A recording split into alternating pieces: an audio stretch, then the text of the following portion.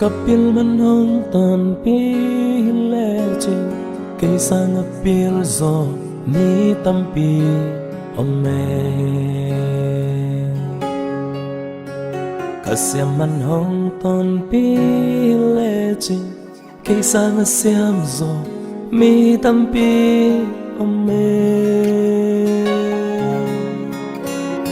Mi te mura a satak ching lo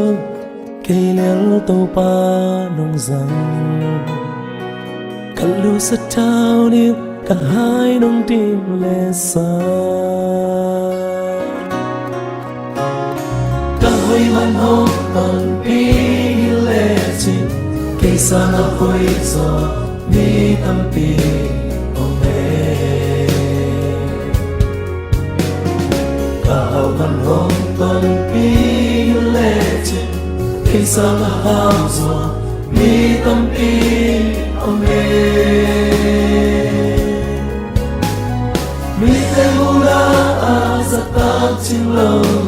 cây lel tàu pa lâu rằng thầm đủ sắc trao yêu cả hai lòng tim lệ xa nông happy na buồn tôi loa aku pen ko buồn tôi cây lệ cả in quan pite nông đôi sắc ca nala tu te qua man neng nham zo ke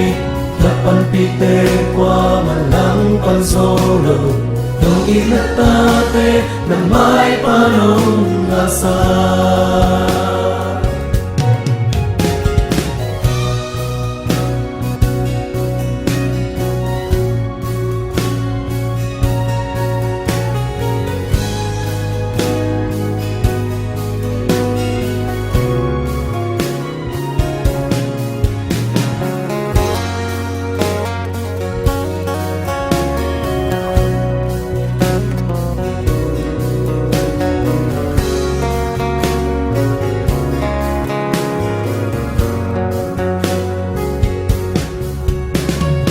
Kapil man hong tan pi le chin cây san apil zo mi tampi ome Kasyam man hong tan pi le chin cây san asyam zo mi tampi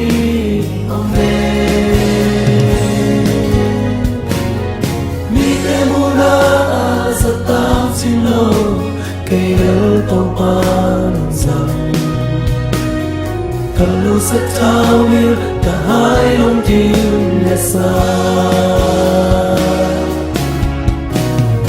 nông happy na buồn tôi loa aku pen ko buồn tôi cây lệ cả in quan pite nông đôi sắc ca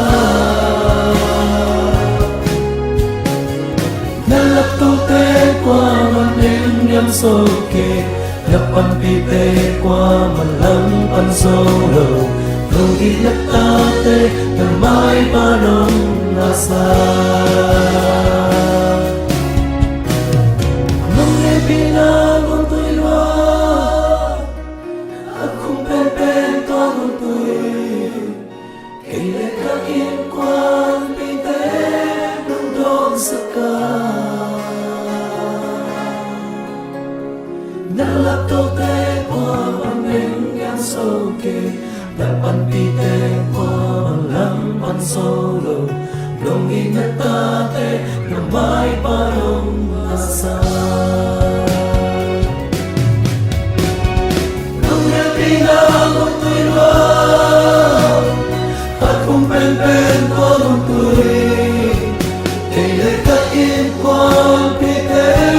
nong đôi sắc ca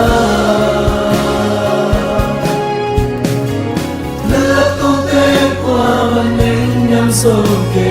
na pan pite qua man lang pan so lo dong ilata te na mai pa nong asa